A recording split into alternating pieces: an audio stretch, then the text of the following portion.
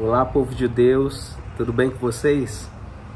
Gostaria de fazer uma reflexão sobre uma história muito interessante na palavra do Senhor, que se encontra em Mateus, no capítulo 8, do versículo 28 em diante, que é a história sobre os endemoniados de Gadara.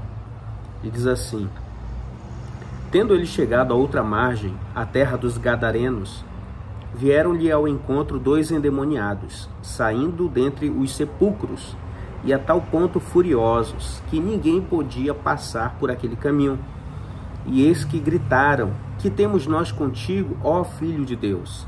Vieste aqui atormentar-nos antes do tempo? Vocês com certeza já devem ter escutado essa história. Essa história ela está registrada nos 3 evangelhos. Em Mateus capítulo 8, em Marcos capítulo 5 e em Lucas capítulo 8. Em Mateus fala de Gadara, os Gadarenos. No livro de Marcos e de Lucas menciona os Gerazenos. No livro de Mateus fala que eram 2 e no livro de Mateus e Lucas menciona apenas 1. São alguns detalhes que a gente também poderia explicar cada um deles, mas não convém agora, para esse momento. O que eu quero aqui é compartilhar algumas lições sobre essa história, né? Uma delas é que realmente existe a possessão demoníaca e ela está apresentada de forma clara tanto no Antigo, mas de forma mais evidente no Novo Testamento. Isso é real. Um outro detalhe aqui é que quando Jesus chega, eles vêm ao encontro de Jesus. E nós podemos entender que aqueles homens que eram escravos de Satanás, o que eles mais queriam era ser libertos do poder das trevas. Satanás se regozijava de ter o domínio sobre aquelas pobres criaturas, aquelas pobres almas que eram dominadas pelo inimigo. Às vezes, o inimigo, ele atua na vida das pessoas sem precisar com que elas se manifestem, como no caso desses homens aqui que espumavam, se cortavam, se arranhavam, andavam nos sepulcros, causavam danos a eles mesmos e às pessoas também que entravam em contato com eles. Naquele contexto ali, estava passando uma manada de porcos. Um deles mencionou que estava ali, que era uma legião. Ele até chegou a mencionar: o meu nome é Legião. Uma legião, no contexto ali de Roma, dos soldados romanos, equivale a aproximadamente de 3 a 6 mil soldados. Então, era uma legião de demônios que estava ali atormentando a vida daqueles homens.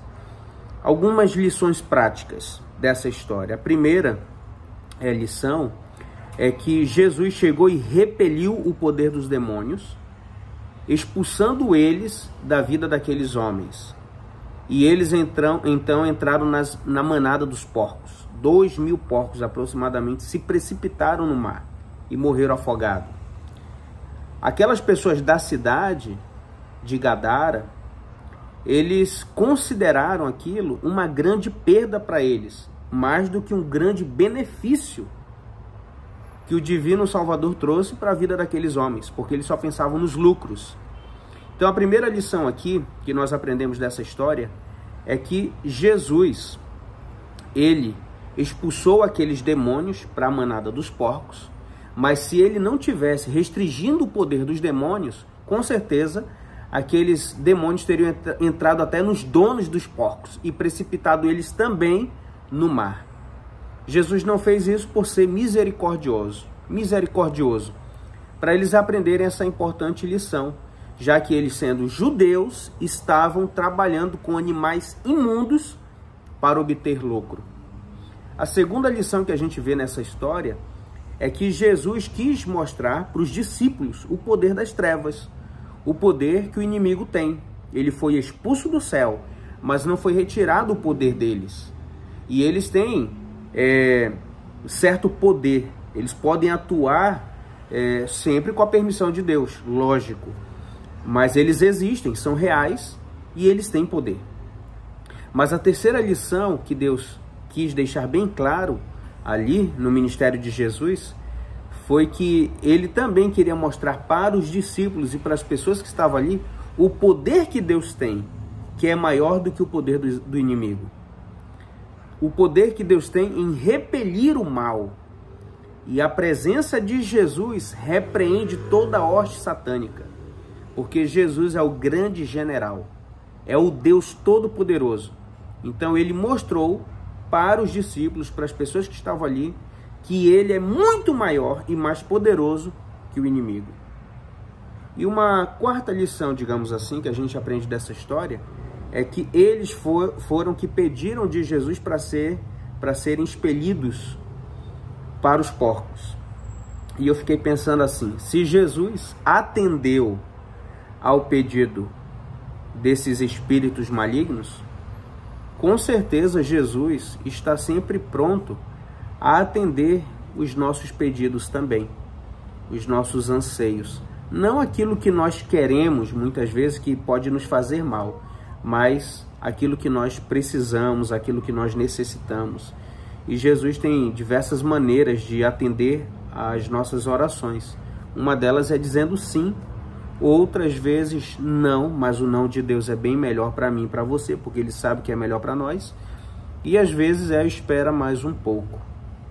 Então, aqueles homens foram libertados, tiveram uma mente sã, saudáveis, se tornaram pessoas gentis, quiseram até acompanhar Jesus.